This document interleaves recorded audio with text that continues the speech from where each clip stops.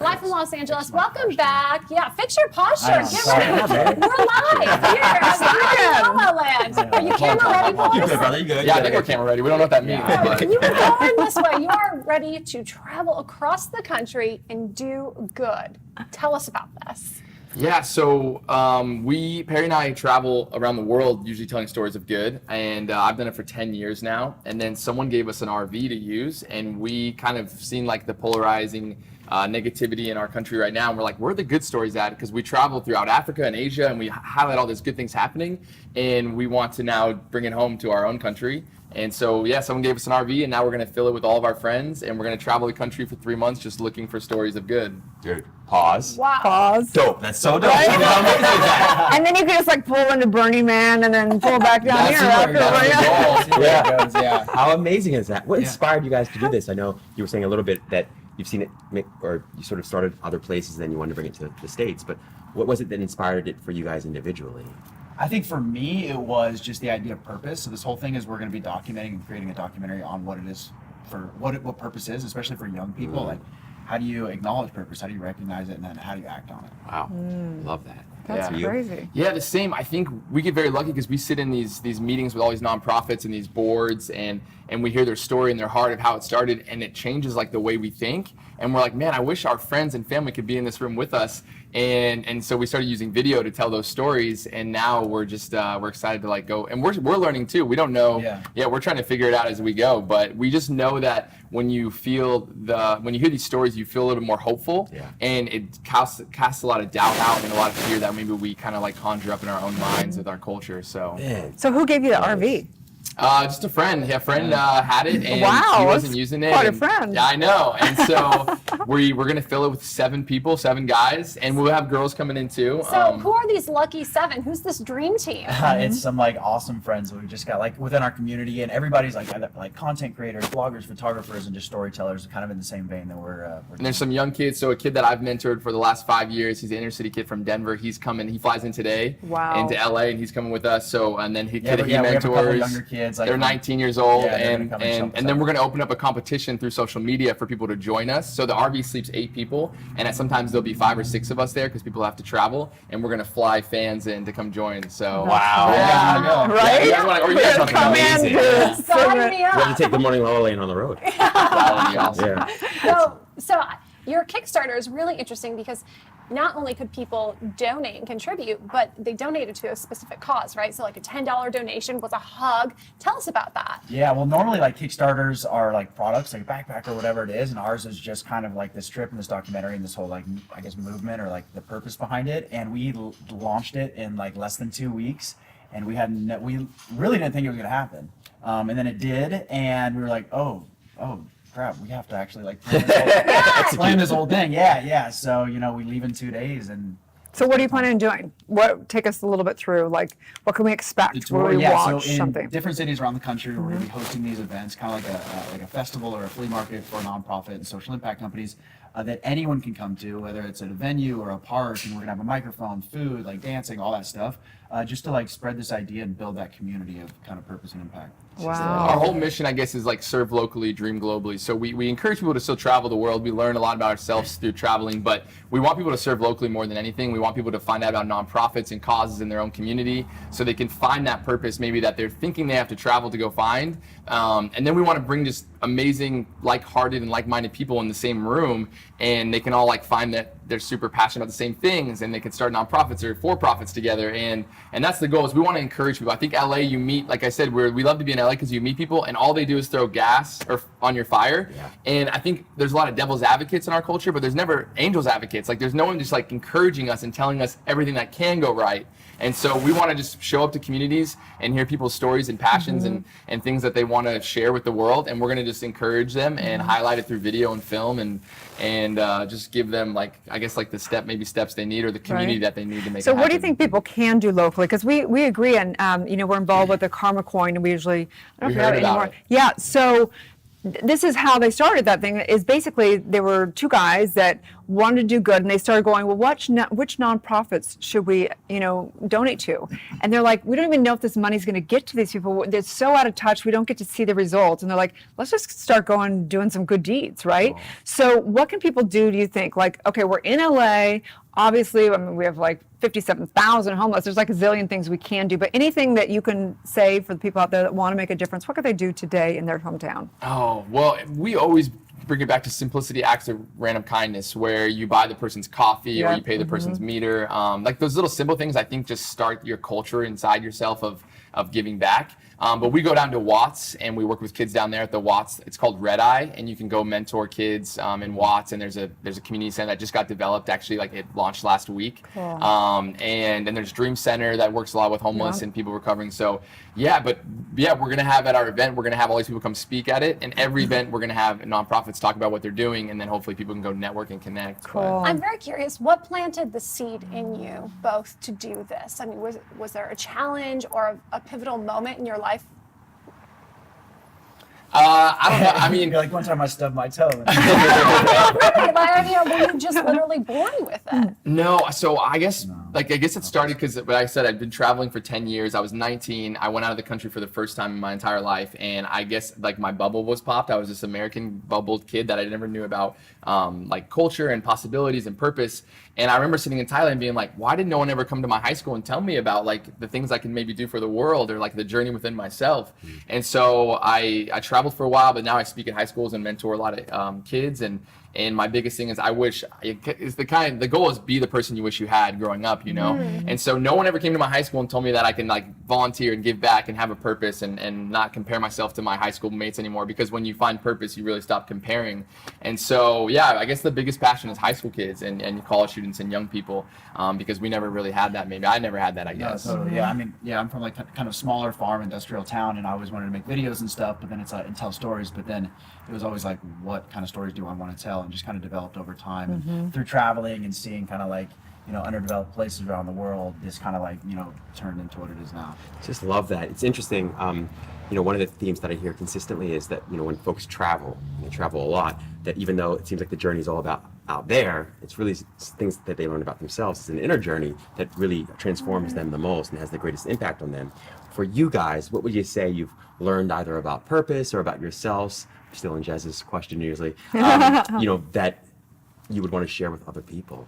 Yeah, I think the biggest thing for me is the idea that like I don't know a whole lot. And like all I want to do is just learn. I want to be a sponge and just like learn as much as possible. Because especially come from like a smaller town, like I thought I knew everything. And then you leave and you go to a place where you don't speak the language, the culture is completely different, the economic status is completely outside of what you ever thought.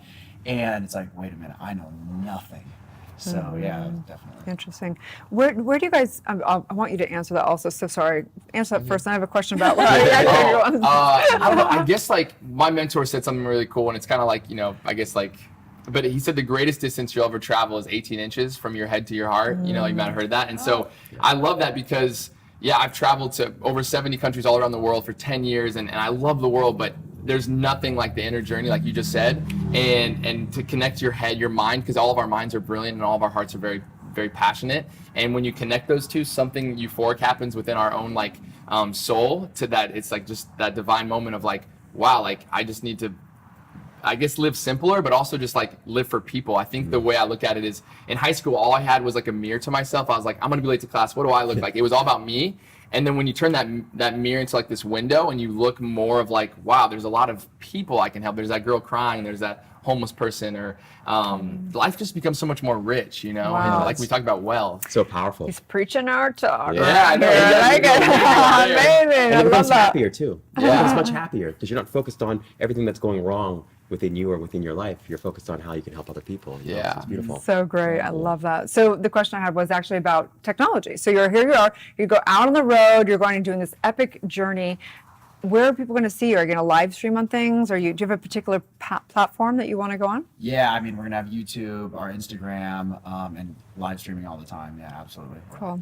Yeah. So we're both creatives. The entire RV is filled with most creatives, and we just want to do quality content. We really want to like be a Vice for good news, and we want to just be really intentional about how we share stories. And the second, you know how you guys feel like those, when you watch a story on Facebook and we cry. Have you guys ever get that? Yeah, you know, of those, course, you know those right? ones where like they test people like if they bought like the person's groceries and stuff, and we're always crying and stuff, and we just want to do that for 3 months straight. And we have like 100 basketballs that were donated by Venice Ball, and so we're gonna give that to kids when we go. And we have homeless kits where every time we see a homeless person, there's like socks and deodorant. We have like our pretty much it's an RV of love, and all we do for the next 3 months is pull into towns and go try to love people and share their stories. So Has so faith or spirituality played a role in this for either of you?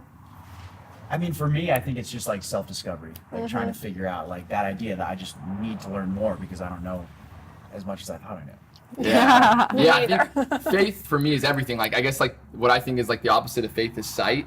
And so we have no clue what we're doing, what we're going into, and it's all faith. And I feel like God is like kind of like putting the right people in the right. I mean, we are just two dudes, and we're planning this U.S. tour in a month, and we have 800 people who backed the Kickstarter. We have a team of like 10 people trying to plan the tour, and we're kind of like, we feel like we're frauds because we're just like, man, we just want to love people, and we don't know. And but people are calling us up, giving us T-shirt designs, and they're like, we'll help you in Phoenix, we'll help you in New York. And we're like, why is everyone so friendly and helping us? And we're just so fortunate. And so, How does that make you feel? Oh, we talk about it all the time. Yeah. This is insane. Like we've been doing this for like a month, just planning it for a month, and we already have like this entire like global community that's like reaching out and like helping us. yeah. And Perry's mom called him the other day crying, and she's like, I'm so proud of you, and I'm just like so honored that you're my son. And then he started crying, and I was crying because it was just like, I know he's filming and crying. yeah. Well, his mom's on the speaker and calling him, and then I start filming, and she's like, I'm just so proud of you, and starts crying. She's like, you came from like such tough things, and you came up to end up helping more people, and it was pretty powerful. I just love it. And you know, one of my favorite authors is Marianne Williamson. Love her, Return to Love. And one of the things that she says that I believe fully is that's the most powerful energy you could possibly send out in the world. And it comes back, not that you have any expectation that it should come back, but it comes back infinitely so, right? And it's Yeah. just so powerful to me that you would be doing all this because you want to help people. Just because you want to help people. Yeah, right. Yeah, it's an incredible, you know, it seems in some ways so simple, but it's really deep and profound. Yeah. Yeah. And it's measurable sure. too. Yeah, Like, totally. Yeah, your happiness, you can measure your happiness, you know, as opposed to buying something for yourself, Yes. buying it for somebody else, and you're so much more happier by doing that.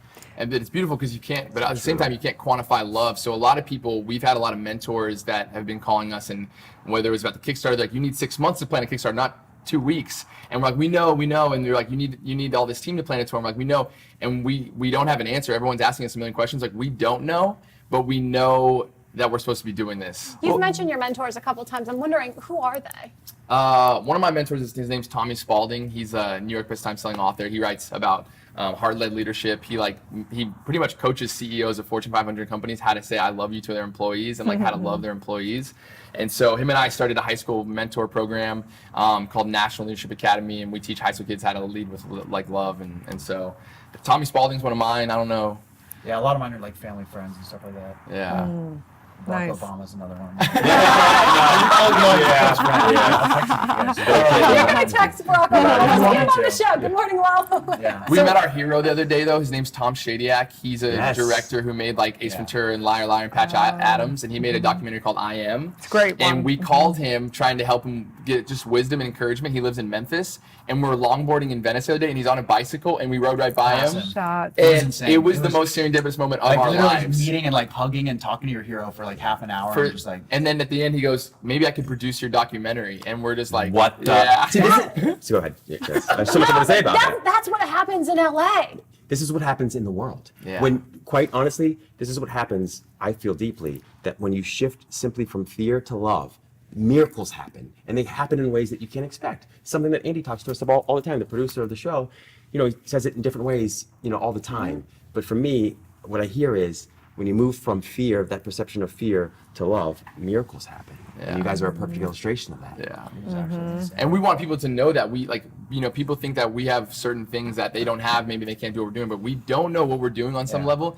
And it's all driven by the people. Like this was funded by the people. It's all for the people. And we just want to make sure we show up to cities and people feel loved and seen and heard and encouraged. And this mic will go around at our events to everyone, not just nonprofits. But if you're a 19-year-old kid and you're like, hey, I like graphic design, I want to help a nonprofit locally, and you go find organizations. I remember being 22 years old. I used to do free videos for nonprofits in Denver, and I did hundreds of free videos. And I remember being at these events, and I just wanted to grab the mic and be like, like, I do videos for nonprofits, please come talk to me. I never got that chance. So we want to create that chance for anyone, whatever it is. And we want to encourage them too. Like, there's so many times when you're like young, you're like, oh, I like this idea, I like painting, I like storytelling, something like that. But then through like the pressures of peers, parents, society, whatever, it's like, oh no, you gotta, you should go in this direction, this whatever. And so we want to like create or like figure out some sort of like bullet point or step-by-step recipe, like do this, and this, and then that's how you'll. I think just entertaining that conversation and offering the opportunity to talk to you both and to feel your energy and feel that love is, you don't need bullet points on how to do it. Yeah. You don't have all the answers. We don't all have the point. answers, but just sharing that love and the possibility, you're living examples of that. I mean, what you're doing is light. That's proof right there. That's all the bullet points I need. Yeah, your presence is profoundly is much more. It's profoundly more powerful. Than You any guys other are. podcast Can you guys share. come with us? That's basically what this was about. We're trying to sell ourselves. Crazy. I call it like serendipity, and we always in my opinion we have there's the opposite of serendipity where you attract kind of all the negative things in your life, and we're always in that momentum of manifesting everything. But when you're in that zone, as you guys clearly are, like you guys are clearly in what I consider the spiritual zone, so there's a flow that you just like can't even help. It's like it just literally shows up when you're walking down the road. But a lot of people are stuck. A lot of people are feeling lonely. A lot of people are feeling sad, and they're not in that flow. What do you do when you're to get back in that flow? Just in that flow. I think you hear the stories. I think it's those moments, so we've been so busy with this, but we still try to go to Watts on, like I said, on Saturdays, and we just play with these little kids, and it just kind of fills your soul because, they might not have like mentors or fathers, or anything like that. And so we're just like, I think that's, and we get these messages from people going like, oh my gosh, I can't wait to get to my city. I have this nonprofit that I've been working with. And I think it's just that fills your soul when you hear these stories. Yeah, and I think it's also like, once you've taken some sort of chance or risk or got outside your comfort zone once, and then you realize, oh, that worked. Oh, wait a minute, my comfort zone's getting bigger and bigger, or smaller and smaller and smaller. You know what I mean? Like when you do it over and over and over again, and those chances or things that get out of your comfort zone, you do more and more and more. Yeah. Get out of that comfort zone. Take these risks. More with Traveling Good when we come back. Stay tuned. With Billy Rose, founder of the agency, as to how the agency is so different from all the other brokerage. To me, it seemed anachronistic to encourage agents to now go be their own thing, and they're no longer sharing their resources with the rest in their group so that they can have competitive advantage. It's always a team is going to beat an individual. We also speak with Marissa Zanuck, who started the Zanuck Group, and she discusses how it is to be an agent in the LA market today. So many people that think that you can just make quick money in real estate, and it's really not like that. You need to put your time in. You need to do, the dirty work. You need to learn all aspects of the business. And my 3 favorite finds in the LA market today. And that's all starting now on the LA Home Show on Focus TV.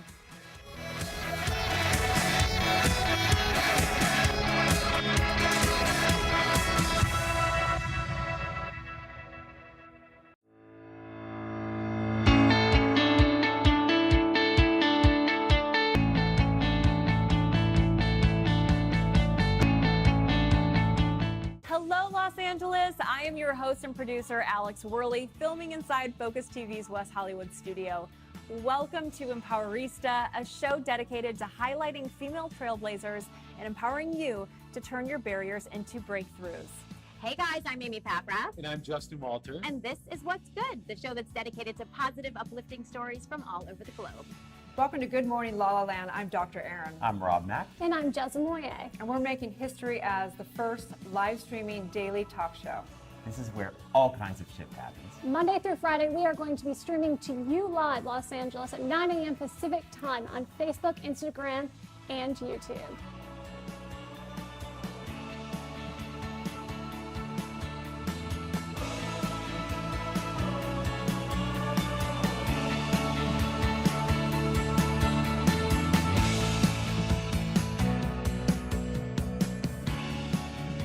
Hi, everyone. Welcome to the Alyssa Goodman Show. So, Kelly, welcome. Thank you for having me, Alyssa. This is so fun. I know. What's up, Rose girls? I'm Jessica Carroll. Today we're gonna have so much fun because we have fitness personality Katie Austin. Hey, we're thanks for having having me Rose on. with Cheers. Katie Austin. I love it. It Cheers. feels like a Saturday. Hello, everyone, and welcome back to Millennial Life. I'm your host, Laura Odegaard, and today we are joined by the very beautiful former Miss California and now a TV host, Natasha Martinez. I'm so happy that you're here. I'm so excited to be here. Thanks for having Of me. course. You are tuned in to Slay with Rachel McCourt, and I have a fabulous guest.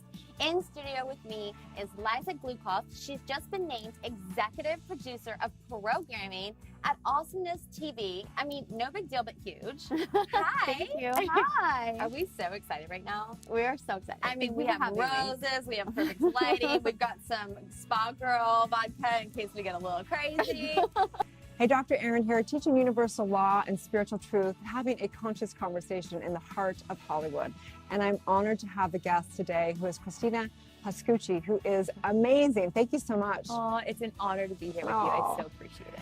Today on Moms Matter, we're going to talk about money, money, money, something that we all struggle with and we need help with. And that's why we have the fabulous Winnie Sun, who's here with us today. Oh, thank you. Thank you so much. I know you've been on MSNBC and Forbes, and you are the money expert. Hey everyone, welcome back to a new magical episode of Soul Reboot. I am your host, Allison Charles. Please welcome and meet this powerful divine queen whose name is Daphne Wayans. I am so happy to be here with you. I'm so honored to be here.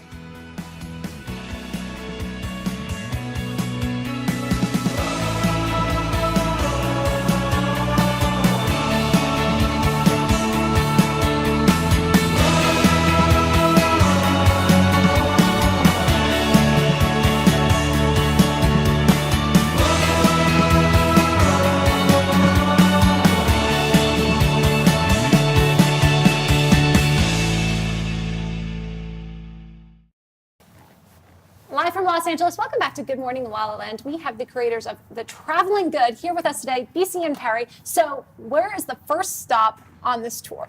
So we're having a launch party tomorrow. We have so much to do. Did you email me my invitation? We are still planning it. We're still planning Okay. it. It's at a virtual reality place. So everyone that comes gets to do free virtual reality, which is unreal. It's at Gateway LA in Santa Monica.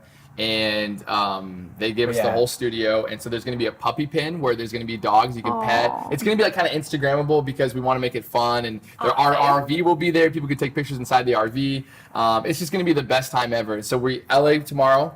We leave for Tucson, Arizona Friday, and we have a little get together there. Then we go to Phoenix and have like kind of a bigger event in Phoenix, and then we head to my hometown Denver, and that's going to be hopefully a big event. And then we head to South by Southwest in Austin. So that's the first 4 cities. Incredible. Sorry, did I cut you off? I wanted to talk about VR for the next 30 minutes. VR. Have you guys ever done virtual reality? I haven't yet. Oh my god. I'm looking forward to doing it tomorrow. Yeah, let's do it. It's so sick. What's been the hardest part of this project? Just having no idea how it's going to go. You keep saying that, but yeah. No, but it's like that's exciting, but it's also like the most anxiety causing. But we were just talking about it to where like the people that are like saying, you are right where you're supposed to be, you don't know what you're doing, and that's perfect, especially when you're just starting. Like, it is scary, but it's also encouraging. Yeah. It's incredible because one of the things that I've studied, I am by trade a positive psychology practitioner and expert, and so one of the things that we study a lot is illusion, like a positive illusion even. Most of us think that we can predict the future even 5 minutes from now or 10 minutes from now, but that's a complete illusion because what can happen in 5 minutes or 5 days is completely unknown to us. Yeah. But it's nice, I think, when you finally are able to embrace that and say, hey, I don't know what's coming tomorrow, I don't know what's coming in 5 minutes, but then find out that it's even better than what you could have scripted, like meeting Tom Shadyac. Yeah, I think the big thing is, people are challenging us in positive and kind of maybe negative ways too, but it's just like people are like, how many people are going to be at this event? It's going to be 300 people. And at the end of the day, we know that there's people depressed out there and lonely and teen suicides, 6,000 a year. Like there's just we can't sleep some nights knowing those numbers. And so we know that we might show up to an event and it might be 2 or 3 people. And some people could be like, oh, you guys failed that event. But if someone came and, like I said, they felt loved, they felt heard, they felt seen, like that's success to us. If we do 3 months of this tour, $25,000 around the country, and one person felt seen and loved and heard, we'll call it a success, period. And so we know that our country right now, we're, the depression rates, all these things, it's just not okay. This stuff that happened in Florida, and so we know that love is needed, and we are just going to be that love. And we're so thankful for the 800 people who entrusted us with $25,000 for a Kickstarter. Wow, so cool. Because we can't scale this. You can't quantify love. You can't measure change, because we've talked to maybe like sponsors. We want companies on board, and they're like, well, how many volunteer hours and how many this? And we're like, we don't know. Like, we can't quantify that, but we do know that if a company is going to take a risk on sponsoring us, it'll be worth it, because they're going to get not only exposure, which is great, but they're going to get something that you can't quantify, and that is. Who are some of the partners and sponsors that you're working with now? We don't have any. Room for opportunity. We currently have 800 sponsors from from all the Kickstarter. Kickstarter. Those are our first sponsors. There you go. So Amazing. the 25,000 will get us from A to B all around the country, 10,000 miles with gas and food and everything that we need to put into it. But we do need sponsors so we can scale it. So all around the country, we're going to be doing random acts of kindness. We're going to hopefully take inner city kids from Orlando to Disney World for the first time. Wow. We're going to, every city we stop, we want to like order Uber Eats or at a restaurant at Denny's or something, and we want to leave a $500 tip. In every city we stop, we want to somehow like just continue to like do random acts of kindness. Yeah, and all the sponsors. So this Kickstarter money is gonna like get us from A to B. That's just like logistics and stuff. All the sponsorship money is gonna go toward those like random acts of kindness. That's how big and small we can make cool. it. So where do you guys see all this going? Like in the, our cultures, like we said, people are getting depressed. There's obviously a lot of chaos, a lot of social media stuff.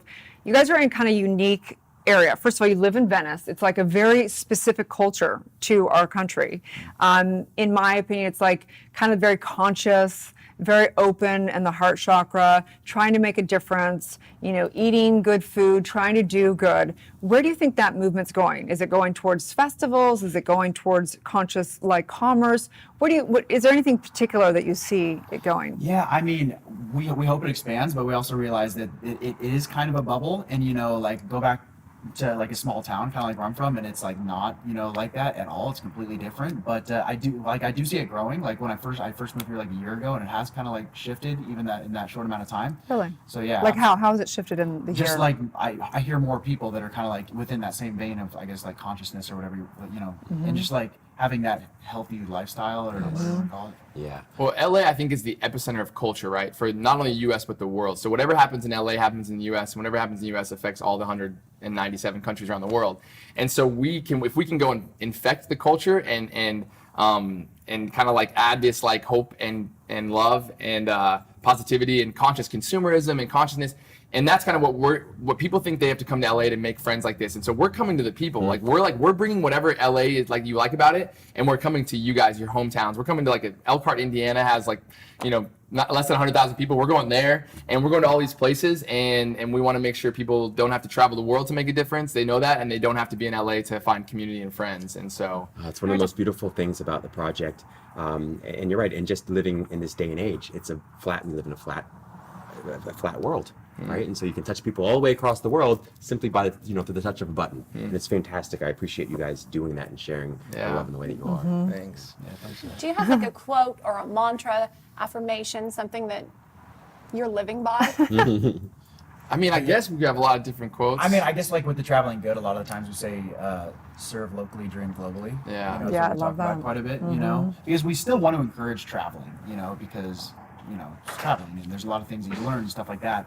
But it's hard to like be like, all right, I'm gonna take that leap and just like go to Africa or wherever. So if you start out small and you serve locally, then you can take it globally. Yeah, I think another one is it's this quote that's, it's better to be loved deeply by few than liked widely by many. I think we get really caught up in social media and people comparing ourselves. I'm like, oh, I wish I had more followers and I wish more people saw me. Say that one more time. So it's better to be loved deeply by